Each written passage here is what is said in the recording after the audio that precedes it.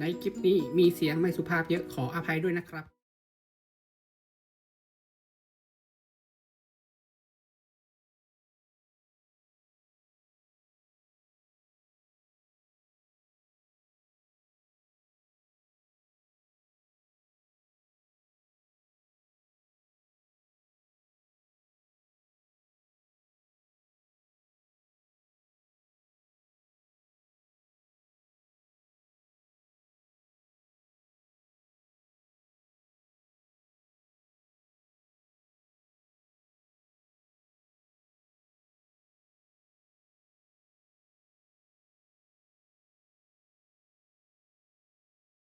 ลึกลับไงเขาไม่ค่อยออกเลย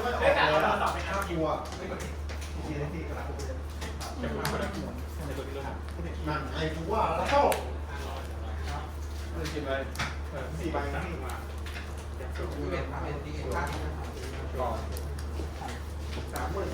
เราทำได้ไม่ได้กี่จังนะมึงเล่นมาเนี่ยแมนดีอ่ะคน3 2 3 4 3 5 3 6 จะซื้อได้บอกแค่บอกคือเด็ดซื้อ ร้อยยี่สิบจบการหนึ่งใบแล้วก็ ที่การจะ เอา เอา เอา เอา การทำ 1 2 3ส่วนเยอะไม่มีสิทธิ์ ก็ลองทำ2ที่ ผ่าน เอกมันเอาตีเขาละ5 ใบบวก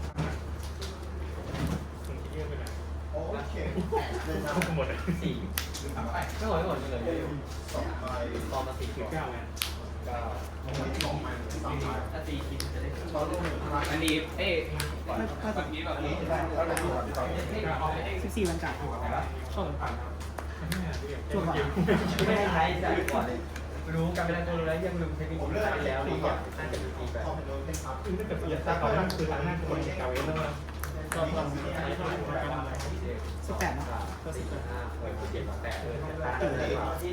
8 2 8ทีครับ หมดหนึ่ง เล่นมาเล่นมาวันนี้โอเค 5,000ไม่เข้านะแหวน24,000 คุณลองดิโก้ 20,000 ตอนนี้ตอนนี้เกิด 3 5 4 5 เอส เท่าไหร่ ก็เงินดอก ว่าไงอ่ะ ข้างนี้ ชนิดมันคืออยู่ว่าเปิด เล่นมันพีเนี่ย 3 1 3 1 12 4 3 คนละแบบ เอ็กซ์เอ็กซ์นี้จะได้ไม่กล้าเล่นนี้อ่ะ ที่ฟ้าผ่าห้องได้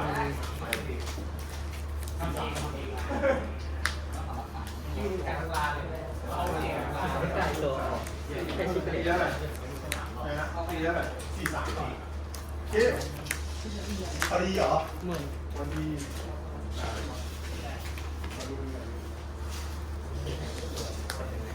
มือ ตอนนี้หมดความ เอ๊ะ เสร็จ มันพี่ไม่ได้ใส่ตัวความจวดความมือเลยเหรอเอาตลอด15,000ผมว่าสเปคแกมันเอามาปรับอะไรง่ายมาก คือได้พอคน ไอ้ดูอ่ะตัวต้นคนที่คุย มันมีเยอะพี่เลย ไม่ใช่ใหญ่ ว่าไหนไม่ต้องมาจวดแล้วอ่ะต้องออกมาท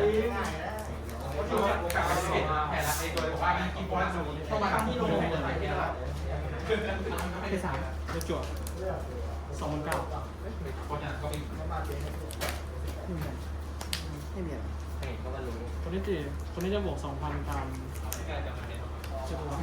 ทำไมอ่ะกลัวทายแค่ บ ตัว วก นี้เหรอ 2,000 ตามเดียคู่แข่งที่เรียนอยู่บวกไป4แล้วก็เทคโดนเดียนไว้เข้าโซนแล้วก็อย่าห้ามเสร็จเหมือน9 2 3ห้ามเสร็จ 24,000 ผ่าน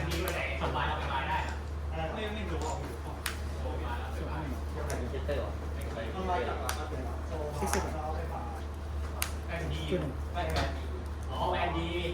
เทคน้องทีมที่2 แมนดีแมนดีมาบ้านมาตรงมาแล้วเป็นบายที่นี่แหละ อีเอสเอลจุดนั้นที่ดิเกอร์เต็มมือเลย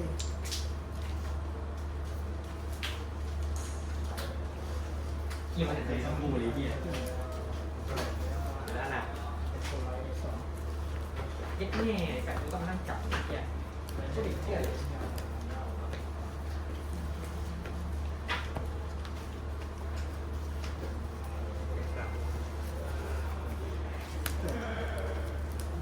คือเล่นผ่านไปเสือผ่าน ต้องช่องนี้สกิลของโซบะ มาเล่นเพลินสุดแล้ว โม่ติ๊กเกอร์ตัวสองทิ้งดูสองหนึ่ง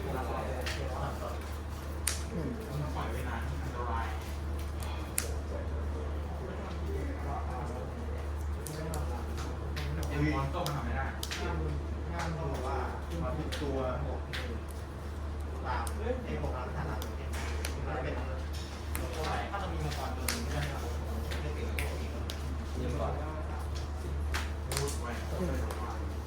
สองคุณสี่ เที่ยอะไรแต่ไม่ใจง่ายเที่ย ของใหม่ได้เสร็จ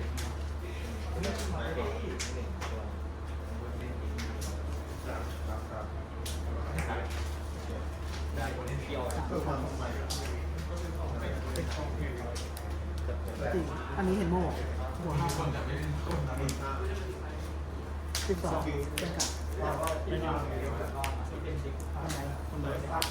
รออะไรที่มาว่าอย่างเงี้ย ไม่ได้ก็เลยแต่ พอทานเสือ2 ใบแทนแล้วกันนะครับ2 ใบ 17กับตีปฏิบัติอยู่1ทิกเกอร์ยิง5,000 ก็ไม่เกิน 1 5,000เป็น5,000 17เป็นกับ20,000 อย่าทำก็ฟรี เชื่อ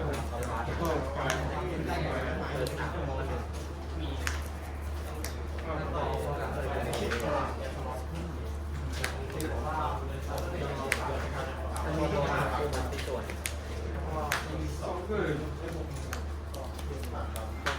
บุกไปนะ 2 เสือว่าทานเสือมันไวแกมเดียวเป็นบอร์ด 4 17 2 เดี๋ยวจัดเล่น จะเลือกสิ่งนี้อย่างไร1แดงเป็นบอร์ด 2 2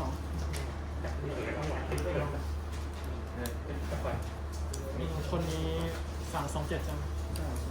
ได้22 เที่ยวอ่ะ 29 เปลี่ยน 9 2 2 2 7 เอฟเฟกต์ พวกกล่องโซ เมื่อเท่าไหร่ อันนี้นะ อันนี้ขอดูตัวหนึ่งวันบวก5,000บวกใดแล้วก็ม่วงขนาด1ใบโอเคบวก10,000บวกใดสุดยอดโอเค ไปทำแบรนด์เจอเข้า สัตว์เฮ้ยกูก็ว่าหายไปไหนพวก คิดถูกแล้วที่ลายตัวนี้ไปเอา อันนี้แอดว่าถือเป็นคอนเมื่อตี มันเมื่อตีออโต้มา โอ ตี เคโอเคอันนี้ทีเดียวนะแฟนมีคีย์ป่ะ ไม่มีแต่ตีสีไหน โอเค 2 7สีไหน เก็บเป็นแบบยืม3ในวัน พอจุ๊บก็เลย ตัวนี้3ในลง 3คิดแวน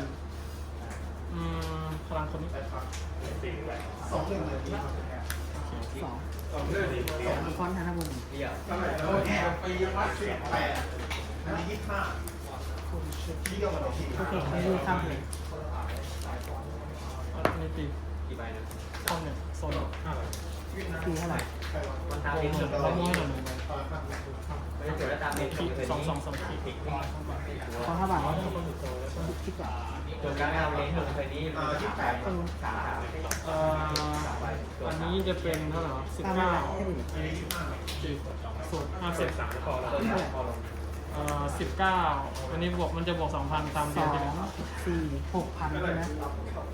25 อันนี้4 8มันบวกตัวละ2ตัวที่เล่นอยู่ 12,000 ใช่ผมคูณ2 ข้อเดียว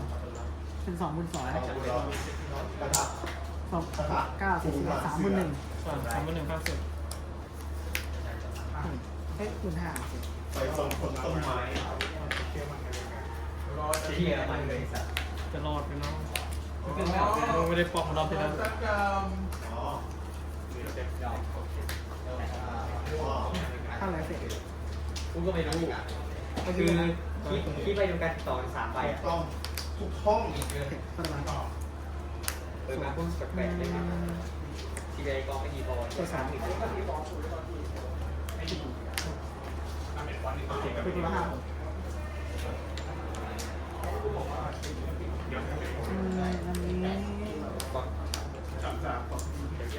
มให้พี่ซาต้าซาต้าต้องการปฏิขุนโดน15,000 เข้าเลยเข้าเลย ลบบ้าน ย้อนกลับเป็นมันดิน แต่ฉันไม่ห้ามไปก็เกินเด็ก ที่มันดินนะครับ เจ็ดแท็ก โอ้ แล้ว โห แต่ฉันรู้ว่าคุณอยากเป็นแต่เซลล์ต้อง ต้อง normal ให้กี่ตัว พอวันนี้เป็น 5,000ยิง กดแล้วพี่อันนี้มันถึงโตแล้วยิงแล้วยิงยังไง ไม่เอาดีกว่า ตัวนี้ใช้แบบไม่เอา 2 27 มันต้องเป็นถูกจริง ผมถึงบอกคุณพี่ไงสักนิดมันไม่ 2 24 ไม่เจดีกันจอกว่า เท่าไหร่30 2 24 แปลงความผิด ไปเยอะ คิวพลังคิวเอาไป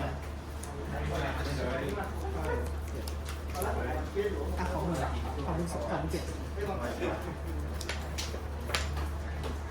ม่หมด ตอนนี้เหรอตอนนี้การต้องมี พุ่งเลยครับ30,000ไม่ได้30,000 20,000เท่านั้นเลย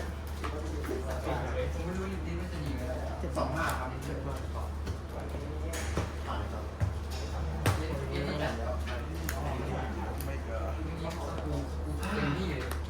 22,000ขอ5,000 จีทำไมประจักษ์เล่น เทนเสร็จ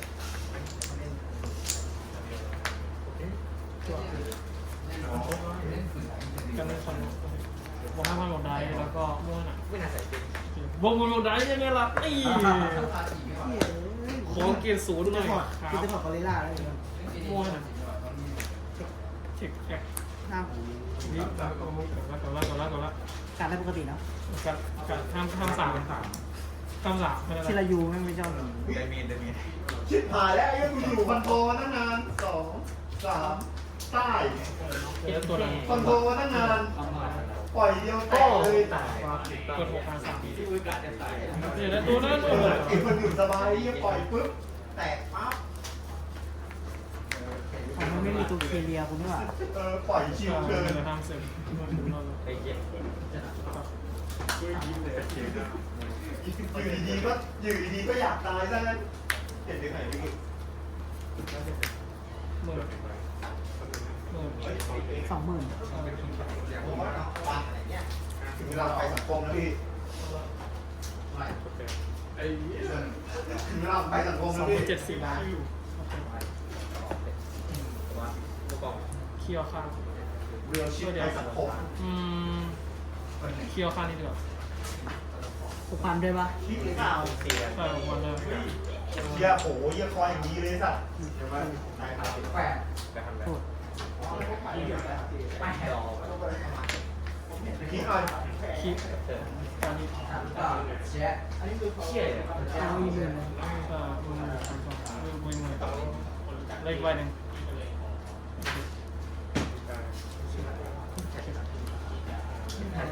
คือ3ด้วยเนาะ 2 ขีด ถ้ากดจะเป็นเท่าไหร่ จะเป็นขอนับแบบ 50,000ป่ะ50,000 60,000 จะเป็น52,000 3 ไม่ออกไปเดิมซ้ำ เยี่ยเยี่ยตีบอกเยี่ยมึงไม่ทำผมอีเยี่ยก็เจ็บใจ ต้อง3มิ เท่าไหร่นะ ครับแบบ19 15 25 25 3ขีด 25ใช่ไหม17 เรียนทุกเอ็กกันน้องต่อไปอ่ะไม่เคยมีสับตก ตัว3ทิ้งมือ2ใบ โอ้ก่อนบาทเรื่องไม่เกิด19แหวน อ่ะเนาะ มันเป็นอาเทมตุกเก้ 5ขีด เกิด แ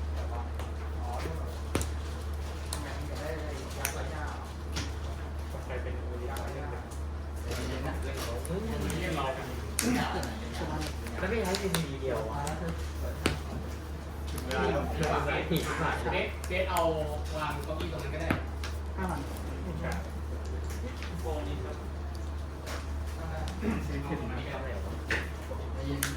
แล้วก็น้องบวก5,000 ยอดไปห้องนี้มีอะไรของจริง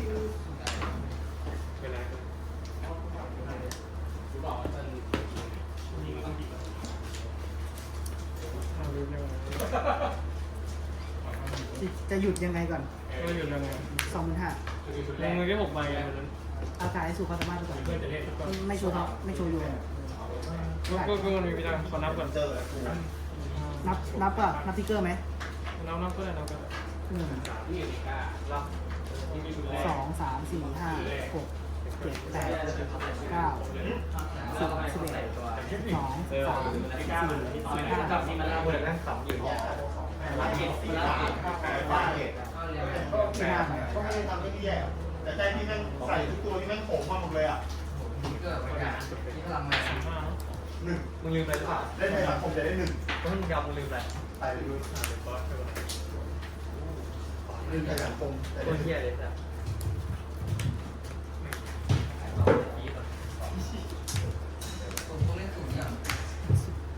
บ้านแต่ไปที่บ้านไม่ได้อยู่ในนั้นซื้อก่อนเล่นสวน พวกกล่องผมมีตักผมในการที่เก่งมา ชิว ตัดไปเลย 19 เอาข้าง นี่เราไม่เคยทำเลย เอาข้าง เป็นทางไปซื้อของทั้งหมด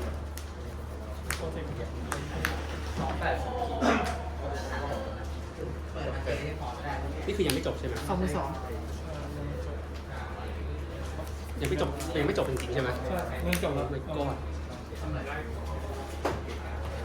จะแพ้อยู่แล้วอีกนิดนึง ๆ